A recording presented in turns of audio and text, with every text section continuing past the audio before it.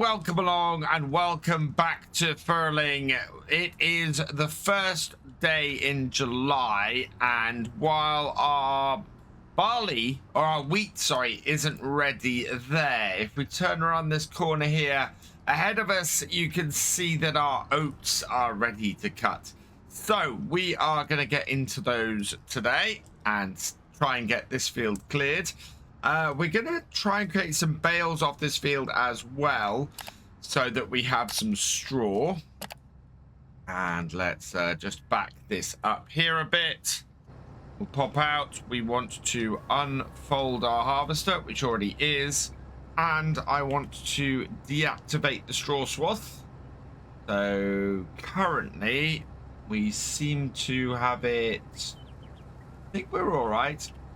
Yeah. Let's try this. So let's start it up and switch over and start up. We don't seem to have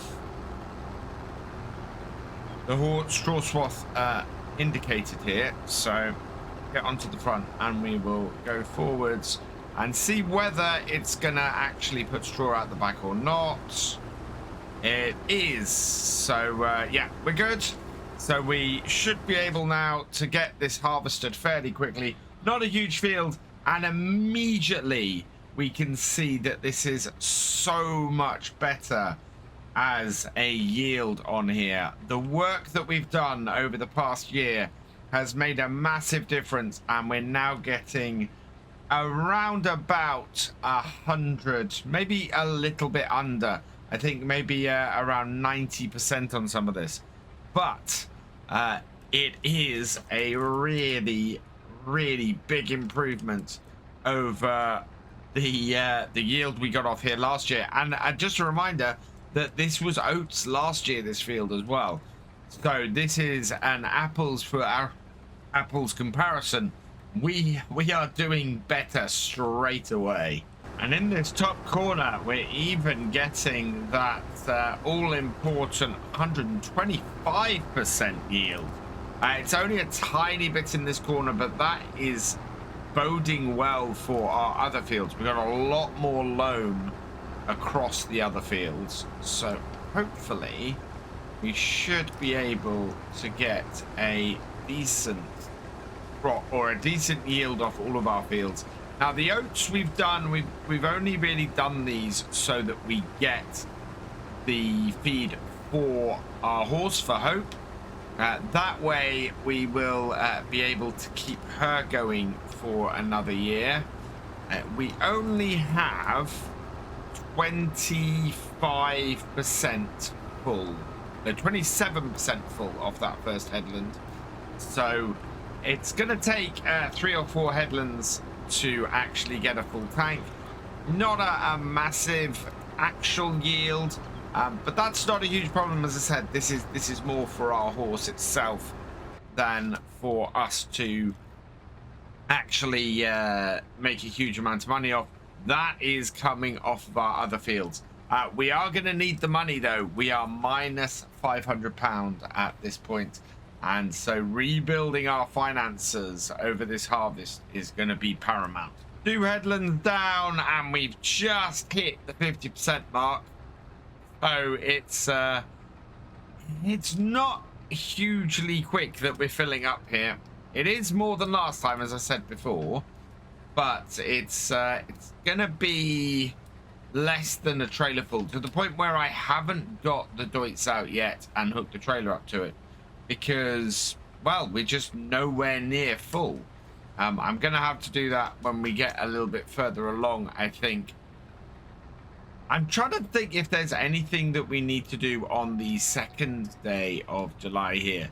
Beyond getting this field baled up, which I'm expecting, in all honesty, to get done today, I don't actually think there is anything else that does need doing in July. So we should be able to move straight forward to August and get started on the harvest of the rest of our fields next time.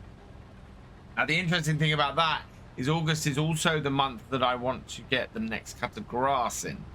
So We are probably going to spend 2 days in August getting all of it done. It kind of depends on which crops are ready.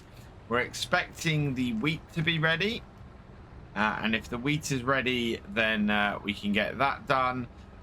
We may have one set of the sunflowers ready as well. I'm not expecting the corn or the other sunflowers, though, until later in the year. I think might be September, October before those hit.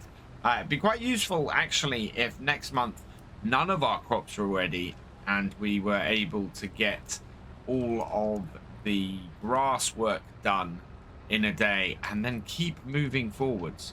But we'll see how it goes. At the moment, we are just concentrating on this field, and I think if I take 4 headlands, there's not going to be a huge amount of field left here to actually cut into. Looking at it, I think we can turn around in the space we've got here. So we're going to put the header down in the middle of the field, make sure we are at the right angle to do this. There we go, just adjusting a little bit more as we go in. There we are. And then, yeah, we're looking good. Combine is cutting through the middle, and we should be able to open this up without too much problem.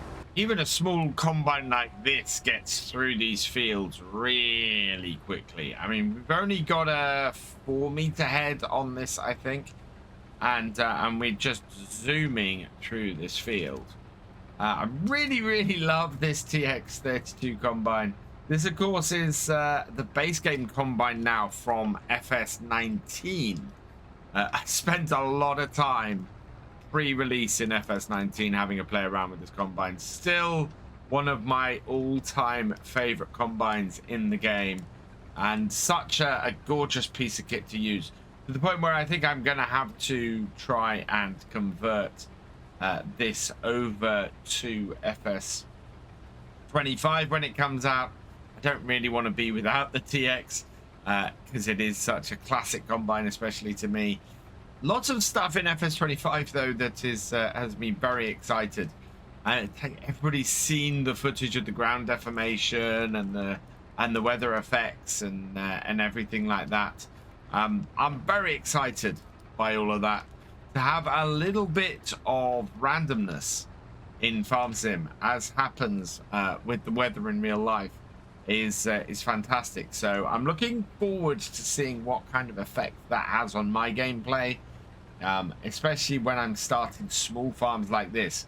We got a tornado come through this, and we would be in big trouble. It would take us quite a while to recover from that.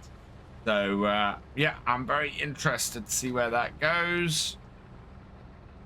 We have a full tank, and we've destroyed a little bit of crop. So yeah, let's go get our tractor and trailer and get this all emptied. So with the full combine, we'll bring the Deutz underneath. Just turn and make sure that we're over the trailer.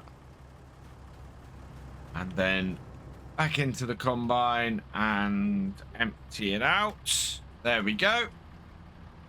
I'm using my new Hori kit, and it's taking me a little while to find some of the settings that I've set, because I've got no muscle memory on it yet. And so yeah, sometimes I leave myself fumbling around a little bit, but we seem to be working fairly well at the moment. I'm just trying to see how we are with all the rest of this. Go down with that, in with that, and then we can get back to harvesting the oats and getting the rest of this field up. And this will be good. We'll go and tip the oats, because the oats are the base food for our horse, for Hope. So we will go in, we will tip as much of this as we can and go from there. I think we'll put the rest in storage for now, until we can see if we can make a nice little packet off it later. Final row as we come round. Just a little bit left in here, to be honest. And that will get it. Another 18%, just over 1,000 liters. So deactivate all of that. Put the auger out. And we'll pull the trailer under only about 6,000 liters from this field. But not unreasonable. I could have done with a little bit more, but I think we're all right.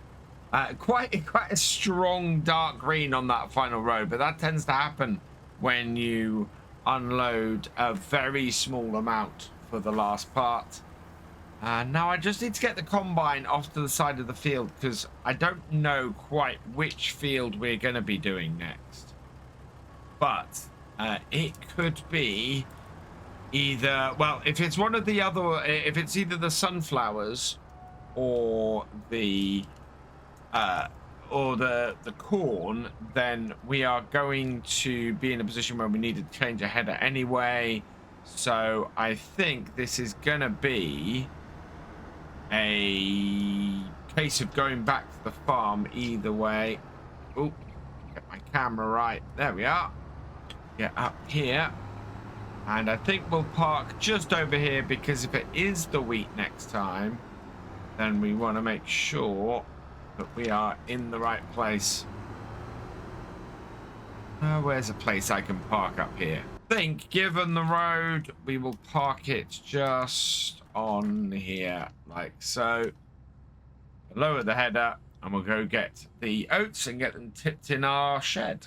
I'm going to drop off some of these oats for our horse first. So let's bring this round here and just up to here.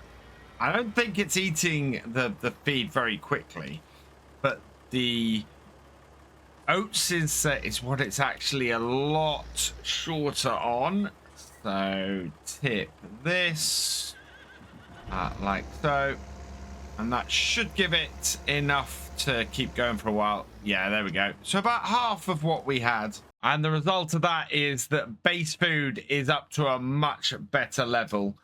We put a little bit too much hay in before, and we've got no root crops at all at the moment. We could really have done with putting some of the sugar beet that we got last year into here, and completely forgot that. And then the rest of this, we should be able to go and tip into our shed. Got quite a nice drive-through shed on here. So pull up to this door here, and then get that opened. And then at the same time, we'll open the other side. So that'll allow us to drive straight through and get this tipped. There we go. Tip that up and all of it in. And yeah, and then there is just enough space in this yard to get this turned around and out. So I love the space in this yard is just about perfect for everything we're doing on here. Works really, really well. So let's back it in and drop our trailer off because we've no need of that till probably next month at this point. And I want to grab my baler and go and get that field baled up. Makes a lot of sense to go and bale that today. We might even be able to get it all collected up. I need to touch that, please. There we go. Right, and the baler, that should be behind me here. Yes. There it is, in the shed. Let's come to here. In fact, I'm going to do this inside the cab. So back it up. And get it connected up as well. I love this little baler. It's absolutely fantastic. We have way too much net wrap for it though. Right, there we go. Yeah, we got more net wrap than we're ever gonna need on here, I think. But it works well. It's a great little old baler, nice and classic, and fits on our tractors brilliantly. In fact, we have plenty of horsepower left over when putting it on either the Deutz or the Xylon. In fact, our biggest problem on this farm still is that we could do with a small tractor. A small tractor would really help us out right now. So let's turn this on and drop it down.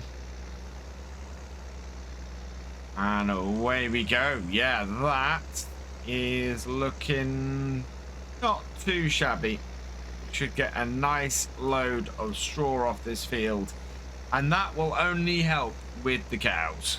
First headland done, and we've got a bale and 3/4 off that. We're coming up to our second one now, and these are 5,000 litre bales. No bale. And close up the back and then move onwards. Perfect. This is working really well, and I've actually worked out exactly how to use the bale. This is the first time I've done round bales using this new setup, and yeah, I'm actually quite happy with it. It's very simple now that I got the hang of it. The last row of the headland, and we've got 4 bales off this field so far. We are heading for a 5th, but it's a way off yet.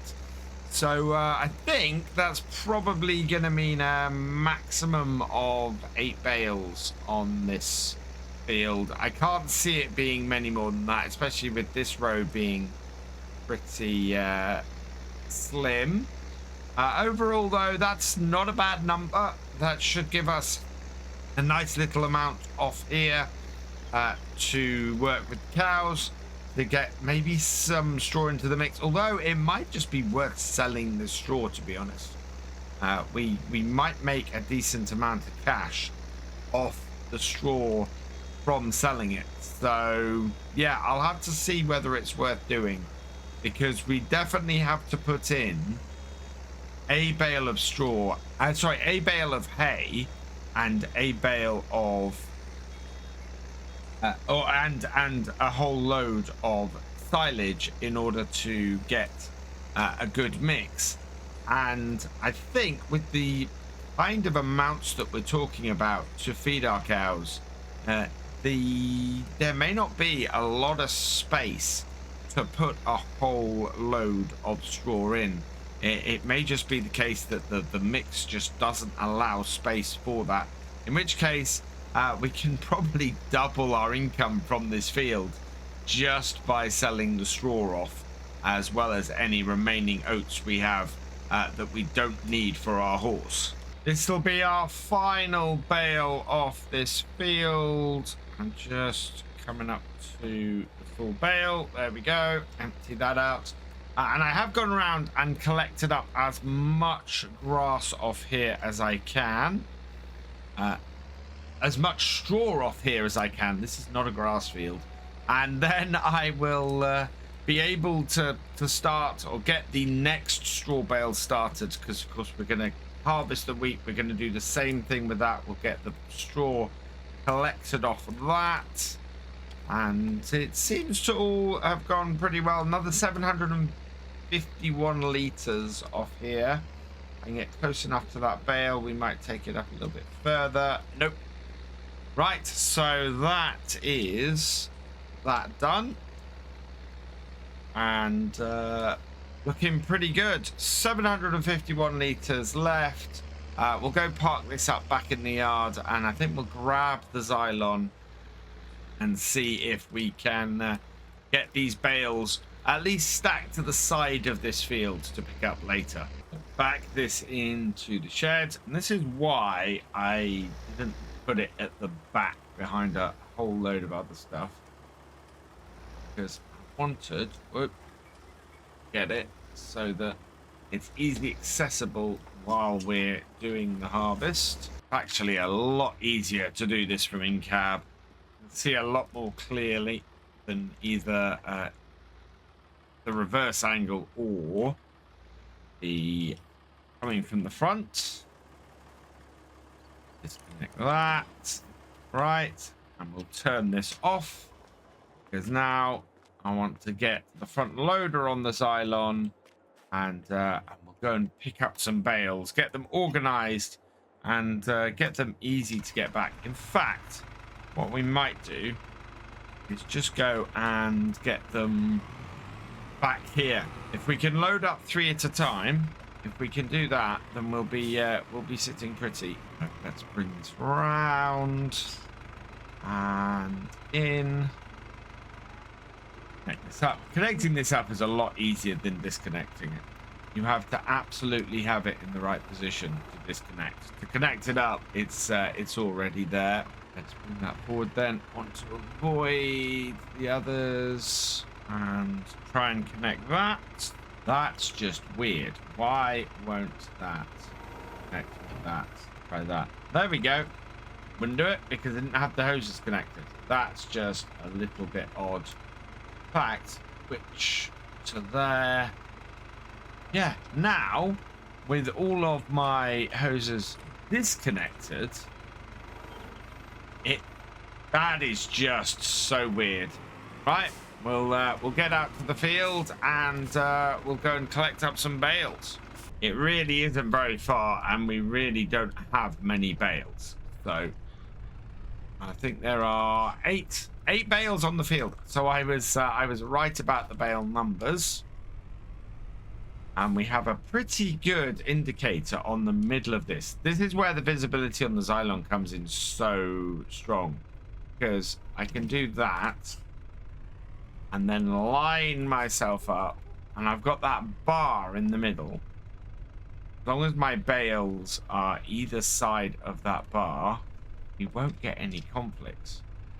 And you see it just picks up like that so easily. I'm not going to go through there. I'll go through the side here. If you're on a Norfolk road, you wouldn't be able to go through the side of the field like that. You'd hit a big bump. Here, everything's nice and flat, and it makes it a whole lot easier. And then when I get to here, what I'm going to do is we're going to just tip that up like so that we end on the bales. And I'm hoping that putting them this side of here isn't going to do something silly like stick them in the manure heap.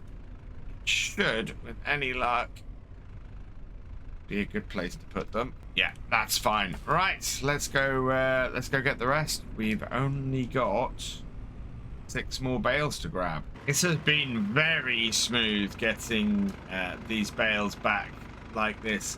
I found it much easier if I just turned them on the field upright like this. So let's get this up and in. And a little bit messier than my stacking of the other set, but we've not got too many, so I'm not too worried about it. Yeah, we've got 2 sets of 3 there, so 6 bales back, 1 more set to go, and looking very, very nice with this, I think. We should get these all in today, yeah, with no trouble at all. It's only just gone 4:30. Getting all the oats in, and at such an increased level of yield is absolutely brilliant. So 2 more. Let's get out of here, and yeah, we should be done by 5 o'clock. In which case, we can get out here mulching at some point, ready to turn things around.